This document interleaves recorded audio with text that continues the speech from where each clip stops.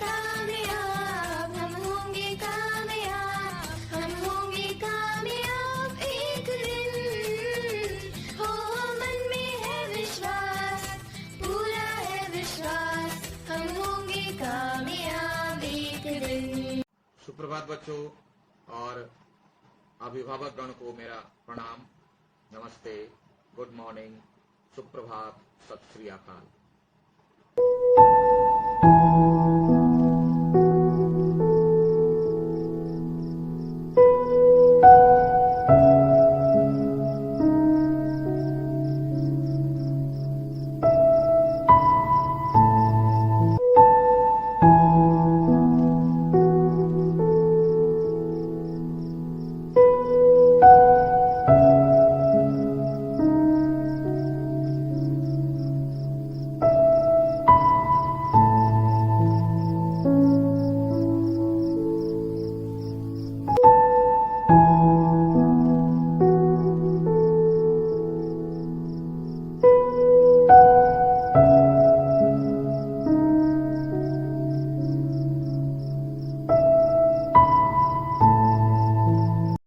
चलिए बच्चों, निकालिए कक्षा 10 के लिए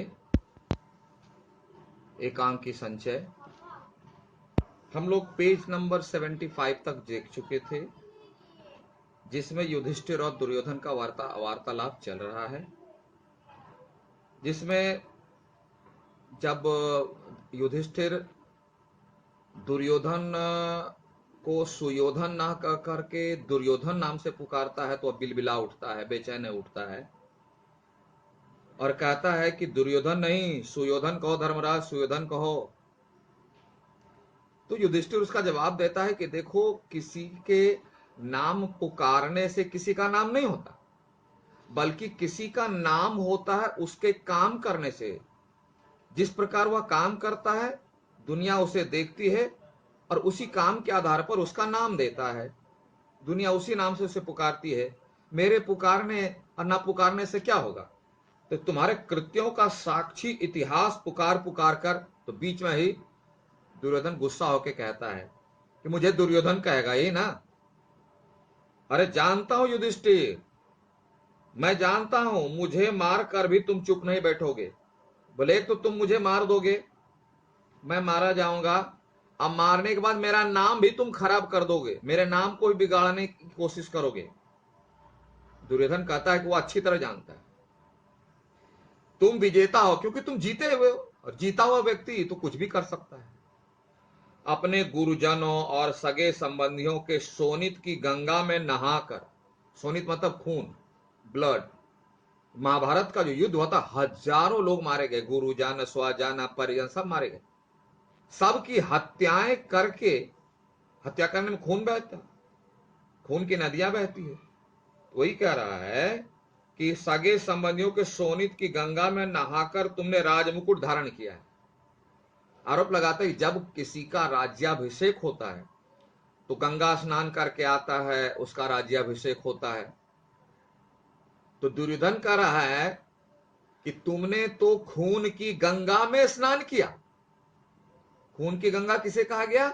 महाभारत में जितने लोग मारे गए, खून की नदियां बही, मतलब उसमें तुम स्नान करके, यानी इतने लोगों की हत्याएं करके तुमने राजमुकुट धारण किया, तुम राजा बने हो। तुम अपनी देखरेख में इतिहास लिखवाओगे। अब तुम तो राजा बन गए, राजा बनने के लिए जब इतने लोगों की हत्याएं करवा सकते हो तो दुर्योधन का नाम खराब कराने में तुमको क्या देर लगेगी? तुम करा सकते हो। तुम अपनी देखरेख में अपने सजेशन के हिसाब से हिस्ट्री वाले को बोलोगे, जो हिस्ट्री लिखने वाला है, कि लिखो सुयोधन का नाम हटाओ, दुर्योधन लिखो। तुम कर सकते हो, अब तो राजा बन गए हो। तुम अपनी देखरेख में इतिहास लिखवाओगे और उसका पूरा पूरा लाभ उठाने में क्यों चूकोगे? मतलब इसका लाभ तुम क्यों नहीं उठाओगे? शुरू से तो कौरवों को बुरा करते आए हो, बुरा बताते आए हो, मुझे मार दिए, सुयोधन से दुर्योधन कहने लगे, अब तो मैं मर जाऊंगा। अब इतिहास तो तुम राजा बने, तुम कुछ भी लिखवा सकते हो। दुर्योधन उस पर लांछन लगाता है। सुयोधन को सदा के लिए दुर्योधन बनाकर छोड़ोगे। जब हिस्ट्री में एक बार नाम आ जाएगा उसी वही नाम फेमस हो जाएगा। लेकिन उसे यह नहीं पता है कि इतिहास में किसी के नाम लिखने से नाम नहीं होता, बल्कि दुनिया उसे उसी नाम से पुकारती है जो वह काम करता है। अब इतनी सी समझ उसमें नहीं है। सुयोधन को सदा के लिए दुर्योधन बनाकर छोड़ो, कराहता है, मतलब गिर चुका है जमीन पर ना, उसकी देह कोई नहीं, उसका नाम तक मिटा दोगे तुम, तो उसके देह को नहीं, नाम को मिटाने पर तुले हो। उसके शरीर को तो तुम मार ही दिया, अब उसके नाम को ही मिटा देना चाहते हो। सुयोधन नाम रहता तो कम से कम सुयोधन नाम सुनने में अच्छा लगता है। सु सुंदर, योधन योद्धा, अच्छा योद्धा। अब तुम उसका नाम बदल कर दुर्योधन, दुर मतलब बुरा, बुरा योद्धा। तुम नहीं छोड़ोगे उसे, क्योंकि बचपन से तुम उसके मेरे पीछे पड़े हो। वही कहता है, उसकी देह को नहीं, उसका नाम तक मिटा दोगे। यह मैं अच्छी तरह जानता हूं, क्योंकि दुर्योधन को बचपन से दिमाग में यही शक बैठा हुआ, मेरे मरने पर तुम जो चाहे करना हो। बोले जब मैं मर जाऊं तब जो करना है करो, मैं तुम्हारा हाथ पकड़ने नहीं आऊंगा। हाथ पकड़ने मतलब मैं तुम्हें रोकने नहीं आऊंगा। पर इस समय जब तुम्हारा सबसे बड़ा शत्रु मारा, लेकिन अभी तो छोड़ दे, अभी तो मैं मर रहा हूं। उसे इतना न्याय कर दो कि अब उसका जानबूझकर मिथ्याभिमान, झूठा अपमान मत करो। क्या यह झूठा अपमान था? यह सच था। वही कह रहा है कि न्याय दो, अगर तुम यही न्याय करो कि मिथ्या अपमान न करो मेरा, यानी दुर्योधन कह रहा है कि उसका बेवजह बिना कारण अपमान ना किया जाए। क्या कहा करके? दुर्योधन दुर्योधन कह करके। ठीक है। युधिष्ठिर कहता है ना, कि युधिष्ठिर ने सदा न्याय किया सुयोधन। अब वो सुयोधन कहता है कि हे सुयोधन, युधिष्ठिर हमेशा न्याय ही किया है, अन्याय के बारे में तो वह कल्पना भी नहीं कर पाया। सुयोधन न्याय के लिए वह बड़े बड़े दुख उठाने में भी नहीं चुका। बोले कितने दुख तो उठा चुका हो, और वह दुख उठाने में भी चुका नहीं, मतलब पीछे नहीं हटा। सगे संबंधियों के तड़प तड़प कर प्राण त्यागने का यह भीषण दृश्य क्या उसे अच्छा लगा है? नहीं। अबलाओं, यानी अबला मतलब ऐसी स्त्री जिसका कोई सहारा नहीं है, जिसका कोई ना हो, अनाथों का वह करुण चित्कार किसी भी हृदय को दहलाने के लिए पर्याप्त है। जब युद्ध होता था, जब मारे जाते थे ना, तो चित्कार उठती थी, भीषण दृश्य उभर आता था सामने।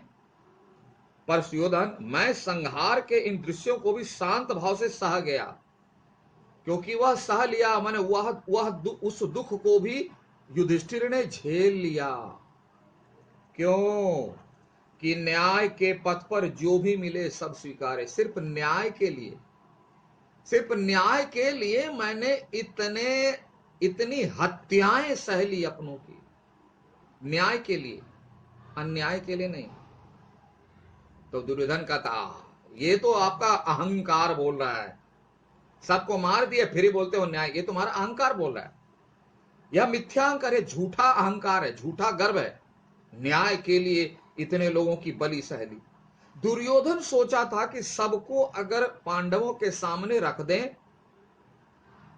तो पांडव झुक जाएगा, निर्ममों की हत्या के सामने, गुरुजनों स्वजनों परिजनों की हत्या के सामने पांडव अपने हथियार रख देगा और दुर्योधन की जीत हो जाएगी। लेकिन ऐसा हुआ नहीं। न्याय के पथ पर युधिष्ठिर ने सब कुछ स्वीकार कर लिया। वही कह रहा है कि मैं संहार के इन दृश्यों को भी शांत भाव से सह गया, क्योंकि न्याय के पथ पर जो भी मिले सब स्वीकार है। अगर मृत्यु में मिलता तो उसे स्वीकार है, किंतु न्याय का रास्ता उन्होंने, किसने? युधिष्ठिर ने नहीं छोड़ा। वही कहता है, यह दंभ है, यह झूठा अहंकार है। न्याय न्याय कर रहे हैं, इतने को मरवा के कह रहे हो न्याय। मैं तुम्हारी यह आत्म प्रशंसा, यानी तुम अपने आप जो अपनी प्रशंसा कर रहे हो कि तुम न्याय के लिए ऐसा कुछ है, मैं इसे नहीं सुनना चाहता। इसे तुम अपने भक्तों के लिए रहने दो। बोलो जो तुम्हारे भक्त है ना, वही तुम्हारा गुण गाएंगे, मैं गाने वाला नहीं हूं। तुम विजय की डींग मार सकते हो, यानी तुम जीत गए, तुम न्याय का पालन करने वाले हो, न्याय के लिए सब कुछ अपने आप कह लो, खुश हो लो। मैं इस चीज को, यानी दुर्योधन इस चीज को कहता है कि वह नहीं मानेगा। पर न्याय धर्म की दुहाई न दो, उसे न्याय का नाम मत दो, उसे अच्छे कर्म का नाम मत दो। सबको मरवा के बोलते हो न्याय के पथ। स्वार्थ को न्याय का रूप देकर धर्मराज की उपाधि धारण करने में तुम्हें संतोष मिलता है तो मिले। सबको मरवा दिए, अपने स्वार्थ के लिए सबको मरवा दिए, और फिर भी कह रहे हो न्यायी हैं। और यह जो तुमको धर्मराज की उपाधि कौन दे दिया? धर्मराज मतलब कर्तव्य का मालिक, कर्तव्य का निर्वहन करने वाला। ठीक है, अगर तुमको अच्छा लगता है तो तुम करो, हमें उससे कोई लेना देना नहीं। मेरे लिए वह आत्म प्रवंचना, आत्म प्रवंचन मतलब अपने आप को धोखा देना। दुर्योधन कहता यह जो तुम्हारी बात है, तुम अपने आप को कह रहे हो कि न्यायी हैं, न्याय के लिए मैंने ऐसा, ये तुम्हारे लिए अच्छा है, तुम सोचो, मेरे लिए अच्छा नहीं। अपने आप को धोखा देने के समान है। मैं उसे घृणा करता हूं। अपने आप को बेहतर सिद्ध करना, मैं उसे घृणा समझता हूं, मैं उसे घृणा करता हूं। दुर्योधन कह रहा है। युधिष्ठिर कहता है स्वार्थ। दुर्योधन स्वार्थ तुम कह रहे हो? ये स्वार्थ तो सिर्फ तुम ही पर लागू होता है।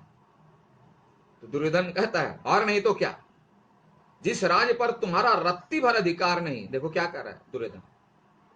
कभी सोचो क्या हस्तिनापुर पर सिर्फ और सिर्फ दुर्योधन का अधिकार था? लेकिन वो कह रहा है रत्ती भी अधिकार नहीं था। उसी को पाने के लिए तुमने युद्ध उठाना, उसको पाने के लिए युद्ध कर लिया। तुम्हारा तो उस पर कोई अधिकार ही नहीं था, तुम्हारा कोई अधिकार नहीं था।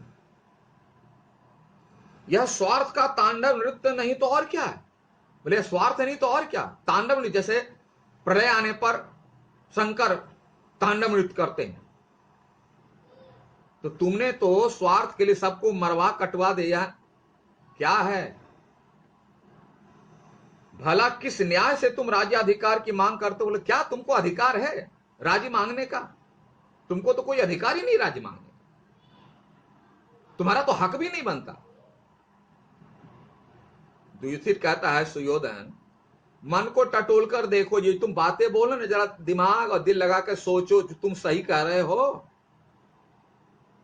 कि पांडवों का उस राज्य पर रत्ती अधिकार ही नहीं है, सिर्फ और सिर्फ दुर्योधन का अधिकार है। जरा क्या बोल रहे हो, जरा सोचो। क्या वह तुम्हारे कथन का समर्थक है? क्या तुम सच बोल रहे हो? समर्थक मतलब क्या तुम्हारी आत्मा इस बात का सपोर्ट करती है? क्या तुम नहीं जानते कि पिता के राज्य पर पुत्र का अधिकार सर्वसम्मत है? पहले का नियम था कि पिता की मृत्यु के बाद पुत्र का अधिकार हो, और सबसे पहले पांडव के पिता थे पांडु, वो राजा थे। वन गए और वन में उनकी मृत्यु हो गई, तो उनके पुत्र कौन है? पांडव, उनको मिला। जबकि बड़े थे धृतराष्ट्र, लेकिन वो अंधे थे, अंधे मतलब अयोग्य, इसलिए उनको नहीं दिया गया। तो अयोग्य व्यक्ति को तो कभी नहीं मिलता है। लेकिन वह सिर्फ दुर्योधन एक ही नाम याद रखता, नियम याद रखता है कि मेरे पिता बड़े थे, इसके लिए इसी से उसको मिलना चाहिए, सिर्फ बड़े होने का। लेकिन योग्य है कि नहीं, इसको भी देखना चाहिए। मेरे पास बहुत 1 करोड़ डिग्रियां हैं, लेकिन मैं अगर आपको सही समझा नहीं सकता तो डिग्री से क्या लेना देना। लेकिन वही एक शिक्षक, उसके पास कोई डिग्री नहीं, मान लो कोई डिग्री नहीं, लेकिन आपको बहुत बेहतर ढंग से समझा पाता है, वह योग्य है ना। तो दुर्योधन उस नियम का सहारा लेके बोलता है कि क्या तुम नहीं जानते कि युधिष्ठिर जब कहता है कि पिता के राज पर पुत्र का अधिकार सर्वसम्मत है, यानी सब कोई मानते, यही नियम था। फिर महाराज पांडु का राज मेरा हुआ या नहीं? युधिष्ठिर कह रहे पांडु मेरे पिता राजा थे, पिता की मृत्यु हो गई, तो मैं उसका पुत्र हूं, तो सिंहासन पर मेरा अधिकार है कि नहीं? दुर्योधन क्या कहता है, बस तुम्हारे पास यही एक तर्क है ना, बस एक ही पॉइंट है तुम्हारे पास, दूसरा पॉइंट नहीं है। परंतु युधिष्ठिर, क्या तुमने कभी यह सोचा कि जिस राज्य पर तुम अधिकार चाहते तो वह तुम्हारे पिता के पास कैसे आया? बोला क्या तुम कभी सोचे कि तुम्हारे पिता राजा कैसे बन गए? तुम्हारे पिता जबकि छोटे हैं, मेरे पिता बड़े, तो उनके अंधे होने के कारण तुम्हारे पिता को मिला। तुम्हारा नियम के मुताबिक बड़े मेरे पिता हैं, लेकिन दुर्योधन इस बात को छिपा लेता है कि वह अयोग्य थे। बड़ा होना अच्छा नहीं है, बड़प्पन का होना अच्छा है, यानी योग्यता, बड़े के होने का गुण होना चाहिए। दुर्योधन इस बात को छिपा लेता, नहीं कहता। तो वही कह रहा है, वह तुम्हारे पिता का पास कैसे आया? क्या जन्माधिकार से, यानी क्या जन्म के समय से? यानी तुम्हारे पिता बड़े थे कि छोटे थे? छोटे थे, तो बड़े को मिलना चाहिए।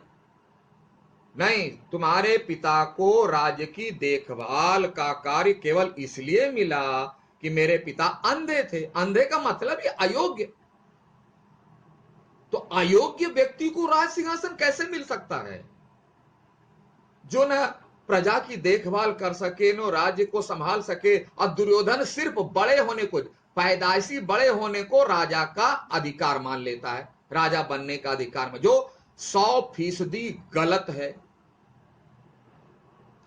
लेकिन वह एक नियम का सहारा लेके युधिष्ठिर को दोषी ठहरा रहा है। और क्या कहता है देखिए, मिला कि मेरे पिता अंधे थे, राज्य संचालन में उन्हें असुविधा होती। दुर्योधन भी इस बात को स्वीकार कर रहा है कि उसके पिता अंधे हैं, राज्य को सही ढंग से नहीं चला सकते हैं, लेकिन फिर भी चूंकि बड़े हैं इसलिए उनको राज मिलना चाहिए। तो ये सारी थोथी दलील है। अन्यथा उस पर तुम्हारे पिता का कोई अधिकार ना था, वह मेरे पिता का था। यानी जन्म लेने से ही अधिकार हो जाता है क्या? नहीं होता। लेकिन जो गलत व्यक्ति होते हैं वह इसी तरह से कोई न एक बहाना, कुतर्क, बेसलेस बातें लेकर के, निराधार बिंदु लेकर के लड़ जाते हैं, जो दुर्योधन कर रहा है। युधिष्ठिर बोला, या तो ठीक है, एक बार चाहे किसी भी कारण से हो, जब मेरे पिता को राज मिल गया तब उनके पश्चात उस पर मेरा अधिकार हुआ या नहीं? बोले तुम्हारे पिता अयोग्य थे, जिसके चलते मेरे पिता को मिला राज सिंहासन। तो जब मेरे पिता को राज सिंहासन मिला तो उसके बाद किसका जाएगा? क्या कोई बैक जाता है क्या? बैक तो नहीं चलता है ना। तो तुम्हारे पिता अंधे थे, अयोग्य थे, जिसके कारण मेरे पिता को राज मिला। और जब मेरे पिता को राज मिला तो उसके बाद मैं उत्तराधिकारी हूं, तुम कहां से आ गए बीच में? वह मेरे पिता का था। दुर्योधन बोला, देखो राज नियम की चिंता कब की तुमने? बुलाओ हो, अब तुम नियम बता रहे हो हमको नियम सिखा रहे हो। नियम का तुमने कब पालन किया? जबकि पांडव हमेशा नियम का पालन ही करते रहे। अगर नियम का पालन नहीं किया है महाभारत में तो सिर्फ दुर्योधन। अन्यथा इस बात के समझने में क्या कठिनाई थी कि तुम्हारे पिता के उपरांत राज्य पर मूल अधिकार, यानी जन्म से अधिकार मेरे पिता का ही था। अरे मेरे पिता बड़े थे तो बड़े होने के कारण उसको राज सिंहासन मिलना था। ये तो सिंपल सी बात थी। और ये सिंपल सी बात तुमको समझ में नहीं आ रही। अब लंगड़ा हो, लूला हो, अंधा हो, काना हो, बहरा हो, कुछ भी हो, बड़े हैं ना, तो बड़े होने के कारण उसको राज मिलना चाहिए। इतनी सी बात तुमको समझ में नहीं आती। उल्टा चोर कोतवाल को डांटे। दुर्योधन सिर्फ बड़े होने का आधार बना करके राज्य पर अपना अधिकार बनाना चाहता है। अयोग्यता नहीं। इसी तरह जो भी दुर्जन व्यक्ति है वो अपनी अयोग्यता को नहीं देखते, वह अपनी अयोग्यता को नहीं देखते, ना ही स्वीकार करते। दुर्योधन वही है, नहीं देख रहा, नहीं स्वीकार, अंत तक स्वीकार नहीं करता। लेकिन अंत में एक पंक्ति बोलता है, वह एक पंक्ति जब आएंगे तब बताएंगे आपको। वह जिसे चाहते व्यवस्था के लिए उसे सौंप सकते थे। बोले अंधे थे ना, एक बार उसको दे देते और उसके बाद वो जिसको देते देते। ये कोई तरीका है? बड़े होने के बाद उसको मिल जाए, अब वो जिसको देना चाहे दे दे। ये तो वही वाली बात हो गई कि किसी पिता के पास बहुत धन है, पुत्र को मिलना है, नियम भी है, तो पुत्र को दे दे। पुत्र चाहे उसे डुबा दे, बर्बाद कर दे, नेस्त नाबूद कर दे। ये कोई तरीका नहीं, ये कोई नियम भी नहीं है, ना कोई नैतिकता है। तो वही कह रहे हैं, जिसे चाहते व्यवस्था के लिए सौंप सकते थे, राजा बने रहते। युधिष्ठिर कहा, यह केवल तुम्हारा निजी मत है। बोले देखो, अपने मन से कानून मत बना। ये तुम्हारा कानून नहीं, हमारे जो ऋषि मुनि गुरुओं ने जो कानून बनाया, नियम बनाया, उसकी बात चलो।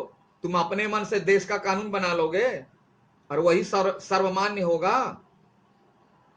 आज तक किसी ने भी इस प्रकार का कोई संदेश प्रकट नहीं। आज तक किसी गुरु, किसी ऋषि मुनि ने ऐसा कोई नियम नहीं बनाया कि चाहे वह जैसा भी, जितना भी अयोग्य हो, उसको राज सिंहासन दे दो और वह जिसे चाहे दे दे या बर्बाद कर दे। ऐसा नियम गुरुओं ने नहीं बनाया। उसके लिए बड़ों का होना और योग्य होना, दो गुण चाहिए। जब युधिष्ठिर और दुर्योधन की परीक्षा ली गई दोनों राजकुमारों में कि इसके बाद उत्तराधिकारी कौन बनेगा, तो दुर्योधन सभी परीक्षाओं में फेल हो गया। 0-0-0 सभी परीक्षाओं में फेल हो गया। युधिष्ठिर सभी में पास हो गया, क्योंकि राजा बनने के लिए योग्यता की परीक्षा ली जाती है। लेकिन वह मानने के लिए तैयार नहीं था। तो ही कह रहा है कि पितामह, अब उदाहरण दे रहा है युधिष्ठिर कि पितामह भीष्म यानी भीष्म पितामह ने, महात्मा विदुर ने, कृपाचार्य ने, गुरु हैं लोग, अथवा स्वयं महाराज धृतराष्ट्र ने भी, यानी तुम पिता की बात कर रहे हो तो स्वयं महाराज धृतराष्ट्र ने भी, यानी तुम्हारे पिता ने भी ऐसी बात नहीं कही कि चाहे बड़ा बड़ा चाहे जो भी हो उसे राज्य दे देना चाहिए। ऐसी बात तो तुम्हारे पिताजी भी नहीं कही। तो तुम्हारे नियम से क्या होगा? दुर्योधन बोलता यही तो दुख है, यही रोना है मुझे कि युधिष्ठिर की तथ्य तक पहुंचने की किसी ने भी चेष्टा नहीं की। बोला रियल बात कोई समझा ही नहीं। वह रियल बात क्या है, वह सच्ची बात क्या है कि बड़े होने से राज्य को उसको अधिकार दे दिया जाए, यही सच है। योग्यता नहीं देखनी चाहिए। अब फिर अयोग्य है तो वह चाहे जिसको दे दे। इस बात को कोई समझा ही नहीं। दुर्योधन एक ही बिंदु, क्योंकि उसके पास वही एक आधार था, दूसरा कोई आधार नहीं था, इसलिए बार बार उसी का रट लगाए हुए माला जप रहा है। और एक अन्याय की प्रतिष्ठा के लिए, किसे अन्याय कहा गया? बड़े होने को इनकार करके जो पांडव को दिया गया राज सिंहासन, इसी को कहता यह अन्याय हो गया। बड़ा को मिलना चाहिए, चाहे बड़ा अंधा रहे, लंगड़ा रहे, लूला रहे, बहरा रहे, काना रहे, उसको मिलना चाहिए। और ये नहीं मिला, इसी को दुर्योधन कहते अन्याय हो गया। और इसके लिए इतना ध्वंस किया गया। यह महाभारत का युद्ध हुआ और अंधों की भांति उसे सब स्वीकार करते गए और सब उसी को एक्सेप्ट कर गया कि नहीं यही सही है। क्या? कि बड़े होने के साथ साथ योग्य होना चाहिए। इतनी बात सबको समझ में नहीं आई और यह अन्याय हो गया और अन्याय का सब साथ देने लगे। सबने मेरा हठ ही देखा, बोला सब मेरी जिद को समझता था, सब दुर्योधन की जीत की ओर ध्यान लगाया, लेकिन दुर्योधन सही कह रहा है इस बात पर किसी ने ध्यान नहीं दिया, जबकि 100% ये रॉन्ग है। दुर्योधन सही कहता ही नहीं था। मेरे पक्ष का न्याय किसी ने ना देखा, वो अपने अन्याय को न्याय का नाम दे रहा है। और जानते हो इसका कारण क्या था? और कारण क्या था जानते हो? सब हमको अन्यायी बोला। इसके पीछे एक ही कारण है। बोला क्या? बोला सब तुम्हारे गुणों से प्रभावित है। ध्यान देना, दुर्योधन भी इनडायरेक्टली स्वीकार कर रहा है कि युधिष्ठिर में, पांडव में गुण हैं, वे योग्य हैं, है ना। सब तुम्हारे गुणों से प्रभावित थे, सब तुम्हारी वीरता से डरते थे। अच्छा भैया ये बताओ कि गुणों को से प्रभावित नहीं होगा तो क्या अवगुणों से प्रभावित होता है क्या? दुर्गुणों से कोई प्रभावित होता है क्या? वीर से नहीं डरता है तो कौन किससे डरता है? कायर से कोई डरता भी है क्या? सारी की सारी उल्टी बातें कह रहा है। कायरों की भांति रक्तपात से बचने के प्रयत्न में वे न्याय और सच का बलिदान कर बैठे। दुर्योधन अपनी इस बात को कि उसके पिता बड़े थे, बड़े होने के कारण उसे ही राजगद्दी मिलनी चाहिए, नहीं मिली क्योंकि वे अयोग्य थे, तो इस बात को दुर्योधन कह रहा यह अन्याय है। वही कह रहा वे नहीं समझ पाए न्याय, वो उसको अन्याय अति प्रयत्न में वे न्याय और सच का साथ बलिदान, यानी न्याय छोड़ दिया। क्योंकि वह जिसे अन्याय, जो वास्तव में अन्याय है, उसे दुर्योधन न्याय कह रहा है। यानी महाराज धृतराष्ट्र में जो अयोग्यताएं थी उसको अयोग्यता नहीं मान रहा है, और उसका साथ कोई नहीं दिया तो बोला यह अन्याय हो गया, और उसके चलते डर के मारे तुमको राज्य दे दिया, तुम्हारे पक्ष में सारी बातें बोलने लगे। वे यह नहीं समझ पाए कि भय जिसका आधार हो, यानी जो लोग तुम्हारे पक्ष में थे, बोलते थे, उन लोगों को यह बात समझ में नहीं आई कि जो काम डर से किया जाता है वह सही अस्थाई नहीं होता है। कौन सा काम?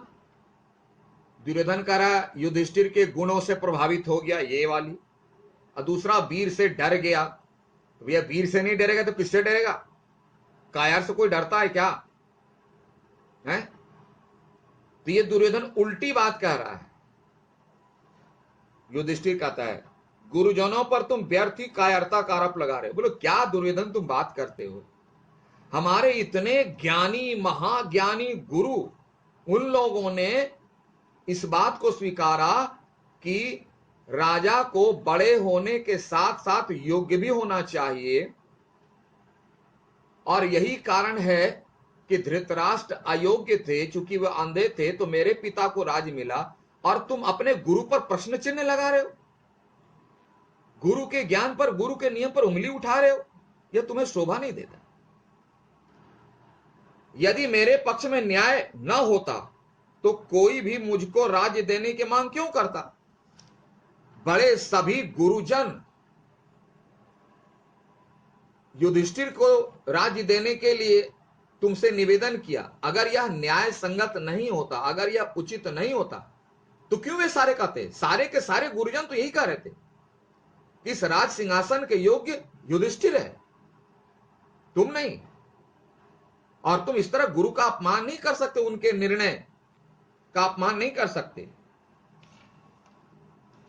युधिष्ठिर कहता है, इस पैराग्राफ को ले लेते, तभी तो कहता हूं युधिष्ठिर, बोला इसीलिए ना मैं कह रहा हूं कि स्वार्थ ने तुम्हें अंधा बना दिया है। तुम एक नंबर के स्वार्थी हो, तुम अपने स्वार्थ में किसी को कुछ नहीं समझ रहे हो। अन्यथा इतनी छोटी सी बात तुम्हें क्या दिखाई ना पड़ जाती? बोले छोटी सी तो बात है कि जितने धार्मिक और न्यायी व्यक्ति थे सबने इस युद्ध में मेरा साथ दिया है। बोला सब तो मेरे साथ था, तुम्हारे साथ कौन था? वही एक कृष्ण अकेला, सब तो मेरे साथ था। क्यों? उसको आधार बनाता है इस यह कि दुर्योधन न्यायी था, इसलिए सारे लोग उसके साथ थे। जबकि यह सच्चाई थी कि दुर्योधन ने सबको नीति में, चाल से, षड्यंत्र से फंसा करके अपनी ओर रखा था। सबकी अलग अलग कहानी है, सबको फंसा के रखा। यदि न्याय तुम्हारी ओर था, बोला अगर न्याय तुम्हारे पक्ष में था, तो फिर भीष्म, द्रोण, कृपाचार्य, अश्वत्थामा सब मेरी ओर से क्यों लड़े? बोला सब तो मेरी ओर से लड़ा, तुम्हारी ओर कौन था? तुम तो अकेले थे। और एक अर्जुन कृष्ण को लेकर के, अगर तुम सच्चे थे तो सारे गुरु थे तुम्हारे तरफ होते, मेरे तरफ क्यों थे बताओ तो? और सबको दुर्योधन चाल से फंसा के रखा था। क्या वे जानबूझकर अन्याय का साथ दे रहे थे? बोला तुम क्या समझते हो, गुरु लोग जानबूझकर अन्याय का साथ दे रहे थे? मैं अन्यायी हूं, दुर्योधन अन्यायी है। अगर अन्यायी दुर्योधन होता तो सभी गुरुजन उनके साथ नहीं होते, तुम्हारे साथ होते। कुतर्क किसको बोलते हैं? Baseless logic, baseless talk. यहां तक कि कृष्ण जैसे पर तुम्हारे परम मित्र ने भी मेरी सहायता के लिए अपनी सेना दी। बोला देखो कृष्ण भी जो तुम्हारे साथ है, सब सेना मुझे दे दी, यानी दुर्योधन को दे दिया। तुमको दिया एक भी सेना, तुम्हारे साथ कौन है? अकेला कृष्ण, वो भी नहीं आता। सब सेना मुझे दे दी, जबकि दिया नहीं। इसकी कहानी कुछ और है, जब डिटेल में तब बताएंगे आप, या जानते हैं तो पढ़ लिए, है ना। कृष्ण ने उसे सेना नहीं दी। वे चतुर थे, दोनों पक्षों से मैत्री रखना ही उन्होंने अच्छा समझा। बोला कृष्ण जो एक नंबर का सियाना है, चतुर है, दोनों के पक्ष में वह रहना चाहते थे। ऐसा क्यों हुआ बोलो? इसलिए ना कि न्याय वास्तव में मेरी हो। तो बोला ऐसा क्यों हुआ? कि न्याय दुर्योधन के पक्ष में था, इसीलिए ऐसा हुआ। तुम्हारे पक्ष में होता तो कृष्ण मुझे सेना क्यों देते, सारे गुरुजन मेरी ओर क्यों से क्यों लड़ते? ये इसको आधार बना रहे, जबकि यह यूजलेस टॉक है, फिजूल की बात है। युधिष्ठिर कहता है, मैं अभी नहीं कहता है, अब इसे अगले क्लास में देखेंगे। ठीक है? Okay, have a nice day, thank you.